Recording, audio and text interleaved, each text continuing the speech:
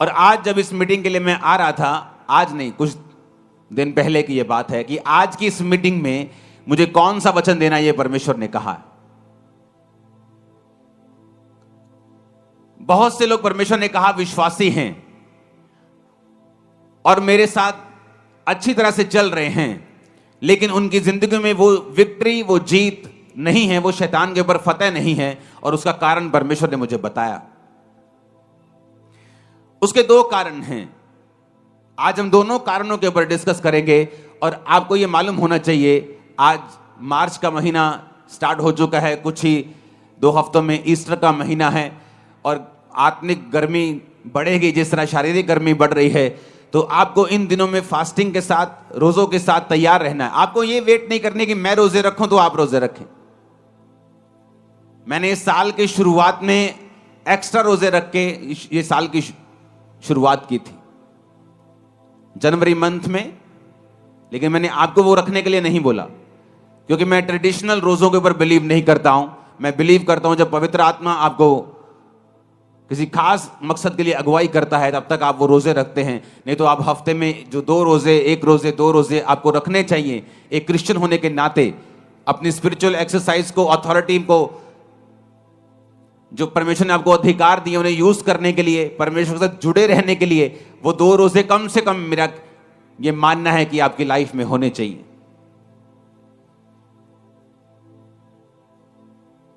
पहला शमूएल 17 उसकी 1 से 11 आयत को मैं पढ़ूंगा और उसके बाद मैं वो वचन डिस्कस करूंगा जो परमेश्वर ने मुझे आपको बताने के लिए आज बोला है, खास आप लोगों को। अब पलिश्तियों ने युद्ध के लिए अपनी सेनाओं को इकट्ठा किया और यहूदा देश के सोको में एक साथ होकर सोको और अजेका के बीच अपेस दमीम में डेरे डाले। और शाऊल और इजरायली पुरुषों ने भी इकट्ठे होकर एला नामक तराई में डेरे डाले और युद्ध के लिए पलिश्तियों के विरुद्ध पांति बांधी, यानी लाइन लगाई। पलिश्ती तो एक और पहाड़ पर और इजरायली दूसरी ओर पहाड़ पर खड़े रहे और दोनों के बीच एक तराई थी। तब पलिश्तियों की छावनी में से गोलियत नामक एक वीर निकला जो गत नगर का था। उसकी लंबाई 6 हाथ 1 बित्ता थी। 6 हाथ का मतलब होता है 10 फीट के करीब। अगर आज आप बड़े बड़े जो शूरवीर आप देखते हैं आज के जमाने के, वो खली हो, वो कोई भी हो, 7 फुट 1 इंच किसी की हाइट है, 7 फुट 2 इंच किसी की हाइट है। लेकिन आप इमेजिन कर सकते हो ये बंदा 10 फीट का था और उसके सिर पर पीतल का टोप था। एक पत्थर का झिलम वो पहने हुए था जिसका तौल 5000 शकेल पीतल का था। उसकी टांगों पर पीतल के कवच थे, उसके कंधों के बीच बर्शी थी। भाले की छड़ उसकी जुलाहे के डोंगे के समान थी। उसका फल 600 शकेल लोहे का था, यानी कम से कम जो उसके हाथ में भाले का जो हिस्सा था वो 57 किलो का था। आज अगर आप में से 90% लोगों को बोलो कि 57 किलो उठा के सिर्फ एक बार ऐसे कर दो तो नहीं कर पाएंगे। लेकिन उसने कहा कि वो उसके साथ वो लड़ता था और एक ढाल लिए हुए एक जन उसके आगे चलता था। वह खड़ा होकर इजरायली पांतियों को ललकार के बोला, तुमने यहां आकर लड़ाई के लिए क्यों पांति बांधी है? क्या मैं पलिश्ती नहीं हूं और तुम शाऊल के अधीन नहीं हो? अपने में से एक पुरुष चुनो कि वह मेरे पास उतर आए। आवाज नहीं आनी चाहिए इधर से कोई भी। ओके, ये देखो आवाज है, भागो, कंस्ट्रक्शन बंद कराओ। यदि वह मुझसे लड़कर मुझे मारे तब तो हम तुम्हारे अधीन हो जाएंगे। यदि मैं उस पर प्रबल होकर मारूं तो तुम्हें हमारे अधीन होकर हमारी सेवा करनी पड़ेगी। वह पलिश्ती बोला, मैं आज के दिन इजरायली पांतियों को ललकारता हूं कि किसी पुरुष को मेरे पास भेजो कि हम एक दूसरे से लड़ें। और उस पलिश्ती को उस पलिश्ती की इन बातों को सुनकर शाऊल और उसकी समस्त इजरायलियों का मन कच्चा हो गया और वो अत्यंत डर गए। अब यहां पर 2 सीन हैं। पहला कि शाऊल डरा क्यों? कौन था शाऊल? वचन यह कहता है कि शाऊल इजरायलियों का राजा था। और किसने खड़ा किया था? क्या वो वोट्स लेकर खड़ा हुआ था? क्या लोगों की सहमति से खड़ा हुआ था? या उसे परमेश्वर ने अभिषेक किया था? आप मुझे बताइए वो किस तरह खड़ा हुआ था? परमेश्वर ने उसे क्या किया था? और किसके द्वारा किया था? शमूएल नबी के द्वारा परमेश्वर ने उसका अभिषेक किया। और वचन कहता है कि जब वो परमेश्वर के साथ जुड़ा रहा, जब तक उसने बड़े बड़े राजाओं को मारा और उसने बड़े बड़े राजाओं को जमीन पर ला दिया, क्योंकि परमेश्वर का अभिषेक जो था उस पर था और परमेश्वर का आत्मा उसके साथ था। ऐसी एक भी लड़ाई नहीं थी जिसे शाऊल हारा हो, और शाऊल एक भी लड़ाई में शर्मिंदा नहीं हुआ था। लेकिन अब यह क्या हो गया कि एक वीर आके निकलता है और बाइबल कहती है कि इजरायली सारे लोग कांपने लगते हैं और शाऊल राजा भी कांपने लगता है। ऐसा क्या हुआ कि यह कांपने लगा? क्योंकि वचन कहता है कि परमेश्वर के वचन पर चलते चलते शाऊल परमेश्वर के वचन से हटा। उसने परमेश्वर की आज्ञाओं को मानना छोड़ दिया, अधूरी अधूरी आज्ञाओं को मानने लगा, अपने फायदे की आज्ञाओं को मानने लगा, परमेश्वर के साथ अपने संबंधों को तोड़ दिया। और इसीलिए बात गोलियत की नहीं थी, बात यह नहीं थी कि एक 10 फुट का बंदा 50-60 किलो की जुलाहे की डोंगी भाला बर्छा लेके उसके सामने खड़ा है और बड़ा लंबा और चौड़ा है और सैकड़ों किलो का है। बात यह नहीं थी। शाऊल ने पहले भी उसके जैसे बड़े लोगों को मारा था, बड़े राजाओं की उसने सिट्टी बिट्टी गुम की होगी, लेकिन अब ऐसा क्या हो गया कि अब वो उस गोले से डर रहा है। बात यह है, जब एक इंसान परमेश्वर से हट जाता है, जब एक इंसान परमेश्वर की आज्ञाओं में बना नहीं रहता है, वो पाप करता है, मूर्ति पूजा करे या वो व्यभिचारों में जाए, किसी पाप में जाए, परमेश्वर से हट जाए, प्रार्थना खत्म कर दे अपनी लाइफ की, तो वचन ये कहता है कि जो अथॉरिटी होती है, एक अथॉरिटी होती है शरीर की। आपको किसी गांव का सरपंच बना दिया, आपके पास अथॉरिटी है, आप उस अधिकार से काम कर सकते हैं। लेकिन वचन कहता है कि हमारा जो राज्य है वो तो आत्मिक है। एक अथॉरिटी होती है आत्मिक।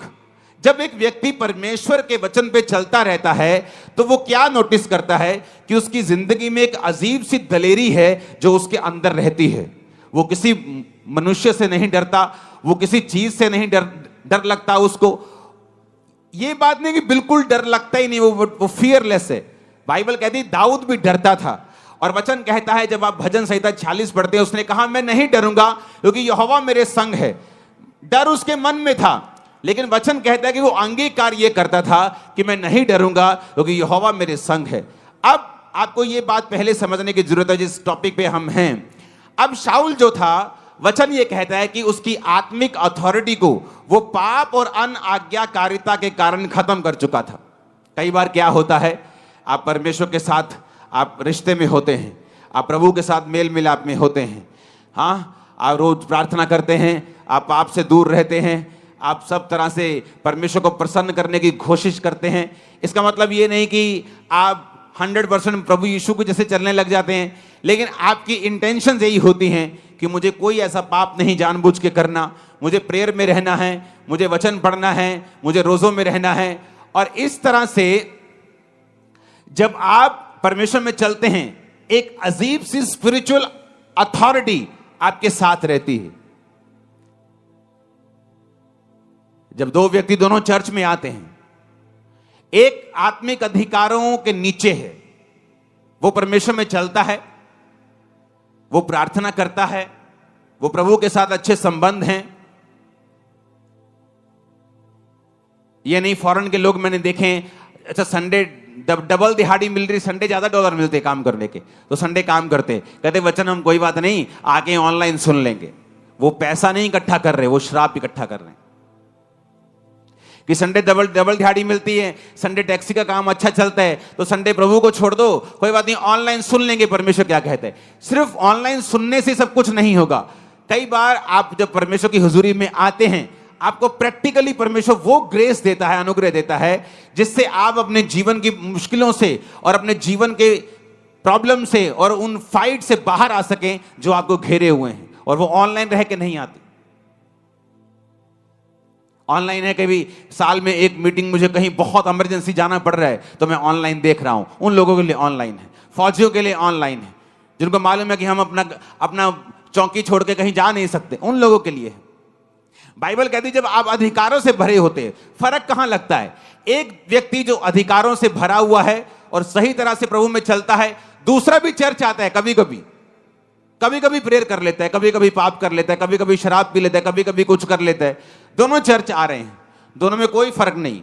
वो भी हालेलुया बोलता है, वो भी आमीन बोलता है, वो भी घोषणा करता है, वो भी विश्वास करता है यीशु प्रभु है। लेकिन फर्क तब होता है जब दोनों की जिंदगियों में उनको मुसीबतों का सामना करना पड़ता है। जब दोनों की लाइफ में कोई बीमारी आती है या कोई ट्रबल आता है या कोई मुश्किल आती, जो अधिकारों से भरा हुआ होता है, और जब वो अपने अधिकारों से मालूम होता है कि नहीं, मैं इस चीज के लिए नहीं बना हूं, और वो अधिकारों से उन चीजों को डांटना शुरू करता है और वो चीजें गायब होती हैं। जब दूसरा सेम अधिकारों के साथ, सेम वर्ड्स के साथ प्रार्थना करना शुरू करता है, उसे अंदर से मालूम होता है कि मेरी प्रेयर का असर जो है वो नहीं है, मेरी प्रेयर में पावर जो है वो नहीं है, और वो प्रेयर शैतान के ऊपर इफेक्ट नहीं कर रही, और वो प्रॉब्लम के ऊपर, वो बीमारी के ऊपर जाके उसको खत्म नहीं कर रही। वो सिर्फ वर्ड्स हैं जो मैं बोल रहा हूं। कितनों को मेरी बात समझ आ रही है? जीसस क्राइस्ट, बाइबल कहती है कि एक जगह यीशु मसीह ने वचन सुनाया और यीशु मसीह ने चेलों को कहा कि अब तुम ऐसा करो, तुम चले जाओ, और चेलों को भेज दिया जबरदस्ती। जबरदस्ती लिखा है बाइबल, लोगों को भेज दिया, चेलों को भेज दिया। यीशु मसीह अकेले पहाड़ पर प्रार्थना करने के लिए चले गए। जब नीचे आए तो परमेश्वर ने क्या देखा कि परमेश्वर को नाव के उस नदी के उस पार जाना था और नाव कोई नहीं थी, और बाइबल कहती परमेश्वर पानी पे चले गए चलते हुए।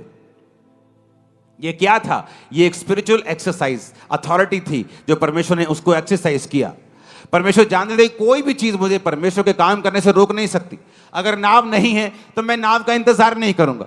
अगर मुझे जाना है प्रीच करने के लिए तो मैं पैदल चल के जाऊंगा। ये क्या था? ये अधिकार था। कैसे आया? परमेश्वर यहोवा के साथ लगातार उसको प्रेम करके, उसके साथ चल के। ये एक दिन का जादू टोना या टोटका नहीं था कि परमेश्वर ने वचन बोले होंगे कि परमेश्वर में मैं सब कुछ कर सकता हूं और वो पानी में चलना शुरू कर दिया होगा। ऐसा नहीं है। कितने इन बातों को समझ रहे हैं? वो अधिकार कैसे आपकी लाइफ के अंदर आते हैं? वो अधिकार तब आते हैं जब आप परमेश्वर के साथ चल लेते हैं। अब मैं वही बात कर रहा हूं। जब दाऊद ने इसको देखा, पहला शमूएल 17 उसकी 22 से 27 में लिखा है कि दाऊद वहां पहुंचा। कैसे पहुंचा? सबसे छोटा था, यिशै का बेटा। यिशै के 3 बड़े बेटे दाऊद उसकी शाऊल की सेना में थे, तो शाऊल की सेना में काम कर रहे थे। तो दाऊद के बाप ने कहा, बेटा कुछ सामान ले जा खाने पीने के लिए। तो वो अपनी भेड़ बकरियों को छोड़कर सामग्री लेके, बाइबल कहती है उनको मिलने के लिए चला। और जब वहां पहुंचा तो वहां पे जो गोलियत था वो ललकार रहा था फिर से, और अपने देवताओं का नाम ले लेकर श्रापित कर रहा था। अरे तुम ईसाइयों हो, तुम किसी काम के नहीं हो, और डरपोको, गालियां निकाल रहा था उनको। और जब दाऊद ने देखा तो बाइबल कहती दाऊद अपनी सामग्री सामान के रखवाले के हाथ में छोड़कर रणभूमि को दौड़ा और अपने भाइयों के पास जाकर उसका कुशल क्षेम पूछा। वह उनसे बातें कर ही रहा था, फिलिस्तियों की पांतियों में से वो वीर यानी गोलियत फिर से चढ़ आया और पहले के समान बातें करने लगा, और दाऊद ने उन्हें सुना। उस पुरुष को देखकर सब इजरायली अत्यंत भय खाकर उसके सामने से भागे। फिर इजरायली पुरुष कहने लगे, क्या तुमने उस पुरुष को देखा है जो चढ़ा आ रहा है? निश्चय वह इजरायलियों को ललकारने को चढ़ा आता है, और जो कोई उसे मारेगा राजा उसे धन देगा, अपनी बेटी का विवाह उससे कर देगा, उसके घराने को इजराइल में कर रहित यानी स्वतंत्र मतलब कि टैक्स फ्री कर देगा। उसे कोई इनकम टैक्स नहीं देना है, कोई सेल टैक्स नहीं देना है। दाऊद कहता है ये तो बड़ी जबरदस्त बात है। दाऊद ने कहा उस फिलिस्ती को मार के जो इजरायलियों की नामधराई दूर करेगा उसके लिए क्या किया जाएगा। दाऊद मेक श्योर करना चाहता था कि इतनी बड़ी ब्लेसिंग है उसको मारने की, क्या सचमुच मेरे घराने को टैक्स फ्री कर दोगे? क्या राजा अपनी बेटी की शादी मुझसे कर देगा? क्या मुझे बहुत सा धन देगा? लोगों ने कहा हां, जो कोई उसको मारेगा उसके साथ यही किया जाएगा। अब दाऊद जो था वो परमेश्वर के साथ संबंधों में था, परमेश्वर के साथ सही नाते में था। इसलिए दाऊद जब गोलियत की ओर देख रहा था उसे गुस्सा आ रहा था। कहता है ये खतना रहित फिलिस्ती, ये एक ऐसा इंसान जो यहोवा को नहीं मानता, यहोवा की सेना को कैसे ललकार सकता है? वो दाऊद की अणख कैसे जाग रही थी? क्योंकि वचन कहता है दाऊद का संबंध परमेश्वर के साथ था। इसलिए दाऊद के अंदर जो अधिकार था वो जाग रहा था और वो ललकार मार रहा था। पंजाबी के अंदर छाला मार रहा से अंदर कि ऐसा किमें हो सकता है कि ये बंदा परमेश्वर की सेना नू ललकारे और असी चुप करके बैठे रहिए। और शाऊल जो राजा था दाऊद से कहीं अधिक लंबा चौड़ा था, और वचन ये कहता है कि पूरे इज़राइल में शाऊल के कोई भी कद के जितना नहीं था। सारे उसके कंधे तक, वो भी बड़ा लंबा चौड़ा था, लेकिन अब अधिकार काम नहीं आ रहे थे। क्यों? क्योंकि अंदर से वो करप्ट हो चुका था और परमेश्वर के साथ रिश्तों को खो चुका था। इसलिए जो स्पिरिचुअल ऑडेसिटी जिसे बोलते हैं, एक स्पिरिचुअल ताकत, दलेरी जो आदमी के अंदर होती है, जब उसकी लाइफ में शैतान अटैक करता है या बीमारी अटैक करती, उसे मालूम है परमेश्वर के साथ है, वो बोलता है ए बीमारी भाग जा यीशु के नाम। वो प्रेयर में डांटता है, मास प्रेयर में डांटता है, और उसे मालूम है इस बीमारी को झुकना पड़ेगा क्योंकि मेरा संबंध परमेश्वर के साथ है। लेकिन अगर उस बंदी को पता हो कि रात को मैं ब्लू फिल्म में देख के आया हूं, मेरी लाइफ में कमी है, टाइट पे नहीं करता हूं, प्रेयर नहीं करता हूं, उसको मालूम है जब बीमारी उसको घेरती है या शैतान उसको घेरता है, उसको अंदर से पता होता है कि मैं इसको डांटूंगा तो ये भागेगा नहीं, मैं इसको भगाऊंगा ये भागेगा नहीं, क्योंकि वो आत्मिक अधिकार ओरिजिनल है। और शैतान भी उन अधिकारों को जानता है अगर वो आपके अंदर है और आप परमेश्वर के साथ सही हैं तो। इसलिए बाइबल कहती है सिकोवा के 7 पुत्र जादू टोना करने की तरह यीशु का नाम लेकर भी दुष्ट आत्मा पर फूंकते थे। जिस तरह पौलुस निकालता है यीशु के नाम में, हम भी तुझे यीशु के नाम में जाने का हुक्म दे दें। शैतान ने कहा पौलुस को मैं जानता हूं, यीशु को पहचानता हूं, तू कौन है? क्योंकि तू बिना अधिकारों के साथ मुझे डांट रहा है। लेकिन अधिकार कैसे आएंगे? अधिकार आएंगे जब हमारा रिलेशन परमेश्वर के साथ होगा। हम प्रभु के साथ रोज के तरह रोज चलेंगे। अपना क्रूस जो रोज उठाकर मेरे पीछे चलेगा वो मेरे योग्य होगा, परमेश्वर ने कहा। होता क्या है? आपको महसूस नहीं होता। आप अच्छी डाइट खाना शुरू कर दो, आपको एकदम से महसूस नहीं होगा। आप एक अच्छे देश में चले जाओ जहां का पोल्यूशन बहुत कम हो, एकदम से आपको फील नहीं होगा। लेकिन जैसे जैसे आप समय बिताते जाएंगे आपको महसूस होना शुरू हो जाएगा। आपके बाल अच्छे हो रहे हैं, आपकी स्किन अच्छी हो रही है, आपकी बॉडी अच्छी। आपको बाद में मालूम होगा कि ये पोल्यूशन फ्री देश है, यहाँ पोल्यूशन कम है और आपकी बॉडी अच्छा रिस्पॉन्स कर रही है। धीरे धीरे आपको मालूम होना शुरू होता है, एकदम से नहीं। आत्मिक अधिकार भी उसी तरह से है। जब आप प्रभु के साथ चलना शुरू करते हैं, प्रेयर शुरू करते हैं, आप संडे प्रभु के घर में हैं, कुछ भी हो जाए, कोई लालच हो, दुगना पैसा दे, चुगना पैसा दे, कोई डराए, कोई धमकाए, कोई आपका रिश्तेदार शादी रख ले, लेकिन आप संडे चर्च में हैं, ये आपके अंदर अथॉरिटी को इकट्ठा करता रहता है। ग्रेस इकट्ठी होती रहती है, और जब समय आता है मुश्किल का, ये काम आती है। कितने मेरी बात को समझ रहे हैं? हाथों को उठा के हालेलुया बोलो। कितने इन बातों को समझ रहे हैं? तो मैं यही बात पूछ रहा हूं, ऐसा क्या था दाऊद में कि वो दलेरी दिखा रहा था, और ऐसा क्या नहीं था शाऊल में कि वो दलेरी दिखा नहीं पा रहा था? बात ये थी, दाऊद परमेश्वर के साथ जुड़ा हुआ था और शाऊल परमेश्वर से हट चुका था। तो पहला स्टेप आपका क्या होना चाहिए? अगर आपको मालूम है कि आपकी लाइफ का गोलियत है, लोगों को मालूम है कि आपके फैमिली में ये ट्रबल है, आपकी फैमिली में मौत का आत्मा काम कर रहा है, कभी बाप मर रहा है, मां मर रही है, मां बीमार है, अभी चाची बीमार है, अभी ताया बीमार है, आपको मालूम है कि आपकी फैमिली में गोलियत अटैक कर रहा है, आपकी अनसर्टेन टाइम पे डेथ हो रही है, जवान लोग बीमार हो रहे हैं, जवान लोग मर रहे हैं, तो आपको ये मालूम होना चाहिए कि गोलियत आपके परिवार के सामने खड़ा है। अब होगा क्या? अब रोने से कुछ नहीं होगा, चिल्लाने से कुछ नहीं होगा, बाइबल के वचनों को जादू टोने की तरह टोटका बना के बोलने से कुछ नहीं होगा, जब तक आपका अपना संबंध परमेश्वर के साथ सही नहीं होगा। हालेलुया। और जब आपका संबंध परमेश्वर के साथ सही होने लगता है, आपके अंदर अधिकार आने लगते हैं, और यह प्रैक्टिकली ही मालूम हो सकता है। जैसे मैं आपको बोलूं कि अगर आप ये खाएंगे तो आपके अंदर ताकत आने लगेगी, तो अभी आपको ताकत महसूस ना हो, लेकिन जब ताकत आएगी, अब मैं बोलूंगा क्या ताकत दिख सकती है? तुम्हें ताकतवर महसूस हो रहा है, क्या तुम दिखा सकते हो? आप बोलोगे मैं दिखा नहीं सकता, लेकिन मैं महसूस कर रहा हूं कि मैं ताकतवर हूं। आत्मिक चीजें भी ऐसी हैं, मैं आपको दिखा नहीं सकता कि वो आत्मिक वो दलेरी क्या है। एक बीमारी के सामने जब आप खड़े होते हैं, वो दलेरी कैसे फील होती है, मैं आपको बता नहीं सकता, लेकिन आप अगर इन्हीं चीजों को फॉलो करेंगे, आप भी महसूस कर सकते हैं उस ताकत को, उस अथॉरिटी को, उस दलेरी को जो आत्मिक रूप से परमेश्वर आपको देता है जब आप परमेश्वर के साथ चलने लगते हैं। हालेलुया। कितने इन बातों को समझ रहे हैं? अब बाइबल कहती है दाऊद ने शाऊल से कहा, किसी मनुष्य का मन कच्चा ना हो, तेरा दास जाकर उस फिलिस्ती से लड़ेगा। शाऊल ने दाऊद से कहा, तू जाकर उस फिलिस्ती के विरुद्ध युद्ध नहीं कर सकता, क्योंकि तू लड़का है और वो लड़कपन से योद्धा है। शाऊल ने कहा, तो वो भी बच्चा है और वो अपने बचपन से युद्ध कर रहा है, तुम्हें जमीन आसमान का फर्क है।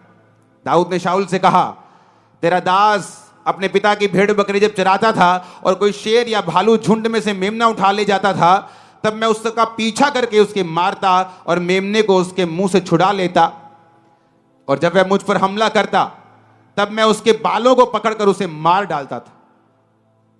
तेरे दास ने सिंह और बालू दोनों को मारा है और यह खतना रहित पलिश्ती उनके समान हो जाएगा। अब आ गया दूसरा टाइम। पहला क्या? पहला, गोलियत क्यों नहीं मरता, लाइफ की मुश्किलें क्यों नहीं जाती। मैं बड़ा हैरान था जब लोगों से मिलने का मौका मिलता है, 80% लोग आकर बोलते हैं, मुझे आत्मा में बढ़ना है, मैं आत्मा में बढ़ना चाहती हूं। प्रेयर कितनी करते हो? 10 मिनट। अब ये वो हिसाब हो गया, कोई आगे बोले, मैं जी ओलंपिक बॉडी बिल्डर बनना चाहता हूं, ओलंपिक लेवल का। एक्सरसाइज कितनी करते हो? हाँ जी 5 मिनट। अपने दिमाग हमारे सेट, हम सेंस में क्यों नहीं, हम नॉनसेंस बातें क्यों करने लगते हैं। हमें आत्मा में बढ़ना है और हमारी 2.5 घंटे प्रेयर नहीं है। आपको क्या लगता है हम आत्मा में बढ़ जाएंगे? यीशु ने कहा, दुष्ट आत्मा भी विश्वास करती है और थर थराती है कि यीशु खुदा है। तुम भी तो विश्वास करते हो और थर थराते हो, तो तुम में और दुष्ट आत्मा में फर्क क्या है? तुम में और दुष्ट आत्मा में यही फर्क है कि दुष्ट आत्मा कर्म नहीं करती, तुम भी कर्म नहीं करते। तुम आत्मा में बढ़ना चाहते हो लेकिन प्रेयर तुम्हारी 0 है, आधा घंटा है। आत्मा में बढ़ना चाहते हो, हफ्ते में कम से कम 2-3 फास्ट तुम्हारे होने चाहिए। 2004 में मैं नहीं कहता आप मेरी तरह फास्टिंग करें, क्योंकि उसका नेगेटिव असर बॉडी पे मेरा उस जमाने में हुआ था, क्योंकि एक हफ्ते में 3 दिन रात के हमारे रोजे होते थे। अगर मैंने मंगलवार, बुधवार, वीरवार 3 दिन रात के रोजे किए, जब शुक्रवार आता था तो दिन का रोजा होता था, शनिवार दिन का रोजा होता था, संडे दिन का होता था, सोमवार दिन का होता था, मंगलवार फिर दिन रात के रोजे होते थे। और 1 साल हमने कंटिन्यू ऐसा किया है, क्योंकि सारा ग्रुप करता था तो सभी करते थे। और लोगों को आज आत्मा में बढ़ना है आधा घंटा प्रेयर करके, लोगों को आज आत्मा में बढ़ना है बिना फास्टिंग के, आत्मा में बढ़ना है बिना बाइबल पढ़े, यह पॉसिबल नहीं। आपको प्राइस पे करना पड़ेगा। अब यहां पे दाऊद जो था उसने कहा कि ये खतना रहित फिलिस्ती भी उसी शेर भालू के समान होगा। ऐसी ओडेसिटी, ऐसा दिलेरी कैसे? क्योंकि दाऊद को मालूम था कि परमेश्वर मेरे संग है। जोर से हालेलुया बोलो। अब 2 तरह के लोग हैं जिनकी लाइफ से गोलियत नहीं जाएगा। पहले वो जिनका परमेश्वर के साथ कोई संबंध नहीं, जो है तो क्रिश्चियन, आते तो चर्च हैं लेकिन प्रेयर नहीं करते, पाप में है, अपनी मर्जी करते हैं। अगर घर में है तो फूट डालने का कारण है, घर में है तो मोहल्ले में है तो चुगलियों का कारण है। जिनका प्रार्थना में कोई ध्यान नहीं, जिनका यह ध्यान है कि चुगली कैसे करनी, घर तोड़ने कैसे हैं, कैसे पैसे अठियाने हैं, कैसे काम खराब करने हैं, तो बाइबल कहती वो अधिकार तुम चाहकर भी प्रयोग नहीं कर पाओगे, क्योंकि आत्मिक अधिकारों के लिए तुम्हें परमेश्वर के वचन के ऊपर चलना पड़ेगा। तो पहली तरह के वो हैं जो परमेश्वर के साथ कोई भी संबंध नहीं रखते हैं, और इसीलिए जब गोलियत उनके सामने आता है, वो शाऊल की तरह है तो क्रिश्चियन, है तो मसा किए हुए थे, कभी राजा थे, लेकिन अब टांगे कांपती हैं शैतान के सामने। क्यों? क्योंकि परमेश्वर के साथ संबंधों को तोड़ चुके हैं। और परमेश्वर ने बताया दूसरे तरह के वो लोग हैं जिनकी लाइफ से गोलियत नहीं जाता, जो दाऊद की तरह परमेश्वर के साथ संबंधों में तो हैं लेकिन कभी भी घोषणाएं अपनी जिंदगी के ऊपर, परिवार के ऊपर, बिजनेस के ऊपर, बच्चों के ऊपर नहीं करते, कभी नहीं करते। पहला वो जो शाऊल की तरह है, वचन छोड़ चुका है, संगति छोड़ चुका है, पाप में है, फोन का यूज गलत करता है, सब तरह के गलत काम करता है, प्रभु के साथ कोई समय नहीं है उसका। पहले तरह के वो हैं। जब वो अपने अधिकारों का प्रयोग करने के लिए शैतान के सामने जाएंगे तो वो शर्मिंदा होंगे, क्योंकि तुम्हारे चाहने से कुछ नहीं होता। अगर चाहने से सब ठीक हो जाए तो दुनिया में कोई मरे ना। अगर चाहने से सब दुष्ट आत्मा चले जाएं तो दुनिया में कोई भी दुष्ट आत्मा से ग्रसित ना हो, कोई गरीब ना रहे, कोई श्राप में ना रहे। चाहने से कुछ नहीं होता। लाइफ तुम्हें वो नहीं देती जो तुम डिजर्व करते हो, लाइफ तुम्हें वो देती है जिसके लिए तुम फाइट करते हो। आमीन, हालेलुया। ऊंची आवाज में हालेलुया बोलो। कई बार आप लोग देखते हैं और आप सोचते हैं कि यार ये आदमी नाटा सा है, इसकी वाइफ कितनी अच्छी है, ये इसका हस्बैंड कितना अच्छा है, क्योंकि उन्होंने उन चीजों के ऊपर अपने अधिकारों का प्रयोग किया है, कब्जा किया है, श्रापों को डांटा है, प्रेयर की है, प्रभु से इंटरवेंशन मांगी है, प्रभु से मध्यस्थता मांगी कि परमेश्वर तू दखल दे हमारे जीवनों में। इसलिए कहा जाता है कि आप वो नहीं पाते जो आप डिजर्व करते हैं। कितनी ऐसे लेडीज होंगी, बहनें होंगी जो सुंदर हैं, गुड कैरेक्टर की हैं, लेकिन मैरिड लाइफ में कभी सेटल नहीं होती। क्या वो डिजर्विंग नहीं है? उनसे कम पढ़ी लिखी, कम सुंदर, अच्छे हस्बैंड को पाके बैठी, क्योंकि लाइफ आपको वो नहीं देती जो आप डिजर्व करते हैं। लाइफ आपको वो देती है जिसके लिए आप लड़ते हैं, फाइट करते हैं। आज आपके घुटनों में ताकत आएगी लड़ने की, यीशु मसीह के नाम में। मैंने कहा आपके गलों में ताकत आएगी आत्मिक यीशु के नाम में। आमीन ऊंचा चाहिए।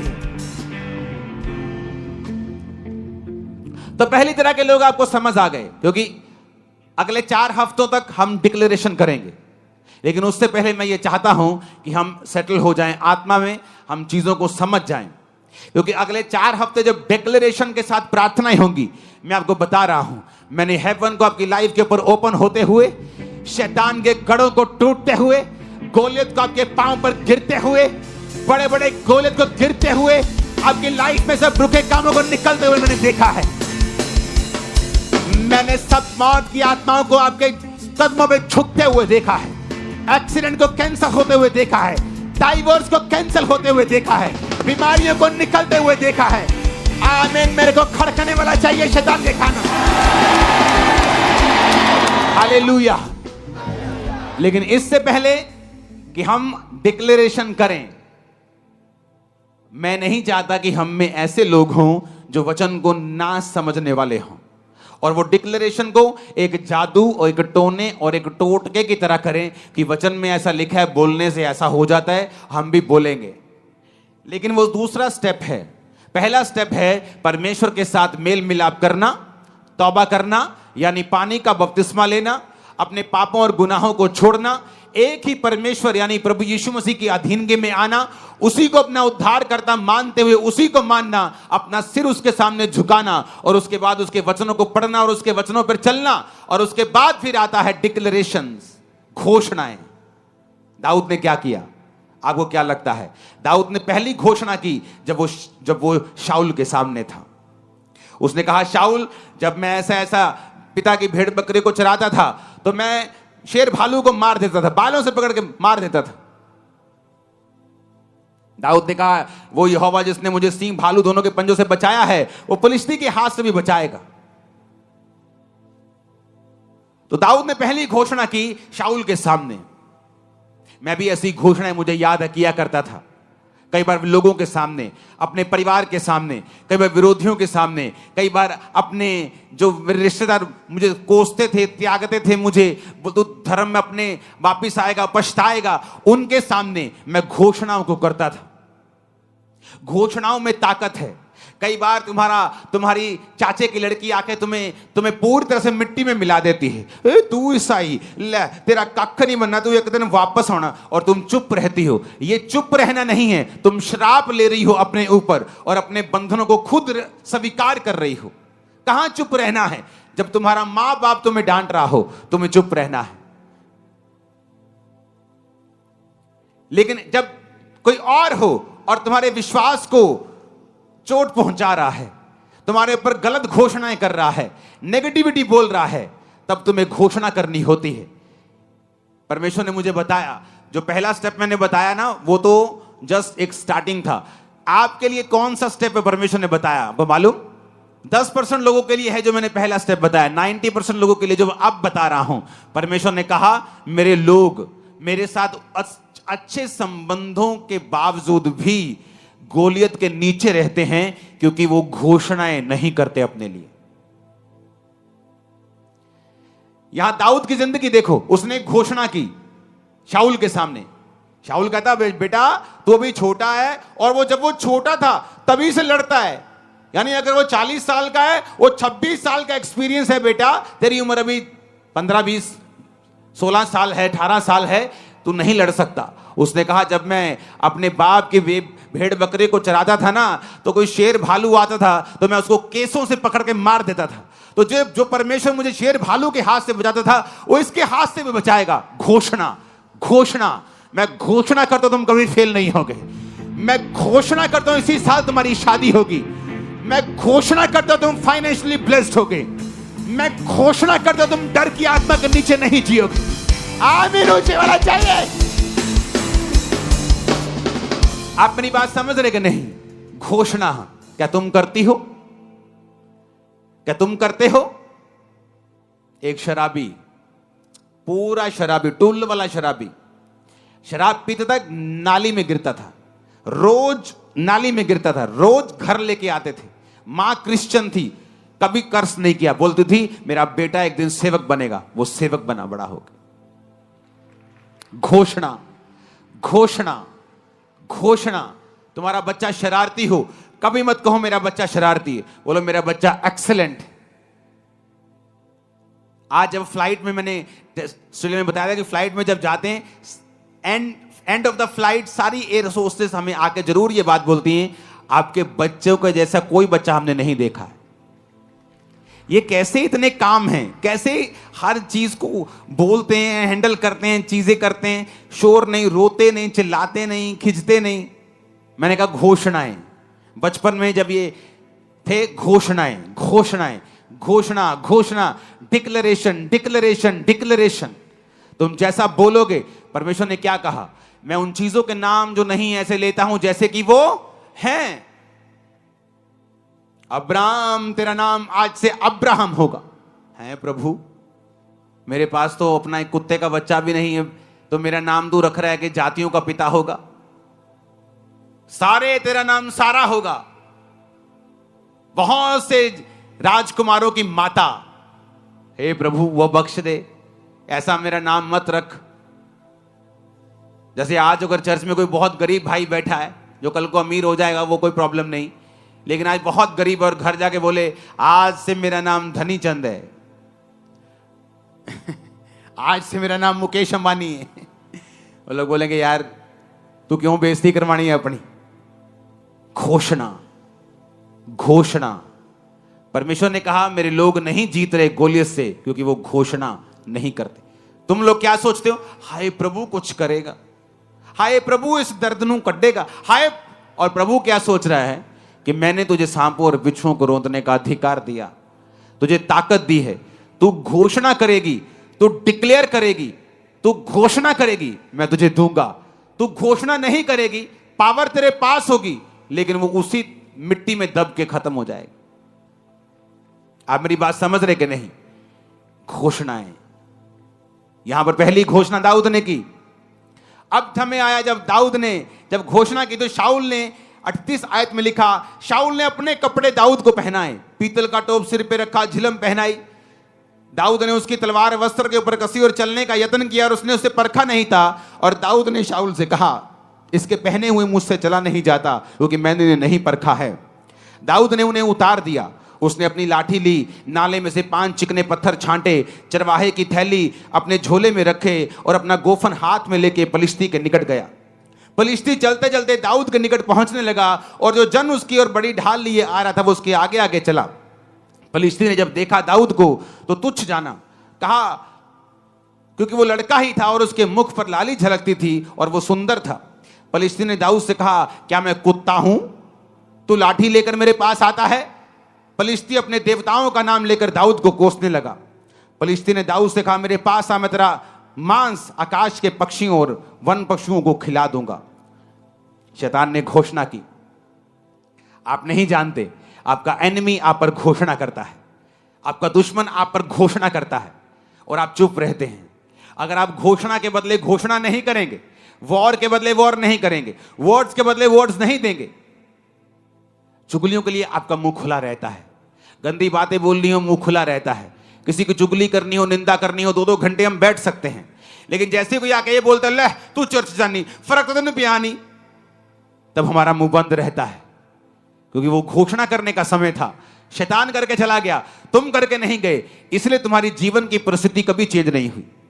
फलिश्ती ने घोषणा की कि मैं तेरा मांस खिला दूंगा पक्षियों को। दाऊद ने फलिश्ती से कहा 45 आयत में, तू तलवार और भाला और सांग लेके मेरे पास आता है, परंतु मैं सेनाओं के यहोवा से तेरे नाम से तेरे पास आता हूं, जो इजरायली सेना का परमेश्वर है, और उसी को तूने ललकारा है। आज के दिन यहोवा तुझको मेरे हाथ में कर देगा, मैं तुझको मारूंगा, तेरा सिर तेरे धड़ से अलग कर दूंगा। मैं आज के दिन फलिश्ती सेना के शव आकाश के पक्षियों और पृथ्वी के जीव जंतुओं को दे दूंगा, तब समस्त पृथ्वी के लोग जान लेंगे कि इज़राइल में एक परमेश्वर है। जोर से हालेलुया बोलो। दाऊद ने क्या की? अब यहां दूसरी घोषणा की। पहली घोषणा उसने शाऊल के सामने की, दूसरी घोषणा उसने उस गोलियत के सामने की। उसने कहा, तू तलवार लेके मेरे संग आता है, मेरे सामने भाला लेके, ये सामान लेके मेरे सामने आता है, परंतु मैं यहोवा के नाम से तेरे सामने आता हूं। इसलिए उसने एक्सपीरियंस का यूज नहीं किया, अच्छी तलवार नहीं ली। दाऊद को जो परमेश्वर ने सिखाया था उसने उसी पे भरोसा रखा। प्रभु ने उसे सिखाया था, जो भेड़ बकरी को वो चराता था, कि किस तरह से गोफन को चलाना है। परमेश्वर ने उसे सिखाया। कई बार आप दुखी हो जाते हैं, आप बोलते हैं, परमेश्वर मेरे बाकी कजन ब्रदर तो बड़ा ऐश करते हैं, मेरी बाकी सहेलियां तो बड़ा ऐश करती, शादियों में भी जाती हैं, घूमती फिरती, सब कुछ करती, मैं ऐसा क्यों नहीं कर सकता, मैं ऐसा क्यों नहीं कर सकती। दाऊद भी कह सकता था, जब उसके भाई तो सेना में ऐश करते थे, पक्का पाप में थे, इसलिए परमेश्वर ने उनको मसा नहीं किया। पक्का पाप में थे, दोबारा कंफर्म हो गया जब गोलियत के सामने उनके पांव कांपने लगे। एक व्यक्ति जो आत्मा में भरा होता है, शैतान के सामने उसके पांव नहीं कांपते, शैतान के कांपेंगे, और कांपते जिस तरह आज आपके सामने शैतान के कांप रहे हैं। उनके पक्का पाप उनके सामने आ रहे थे। कोई किसी के पांव नहीं कांपते जो पवित्र आत्मा से भरा हुआ होता है। डर उस पर अटैक कर सकता है, लेकिन उसका हल यह है, वो डिक्लेयर करता है।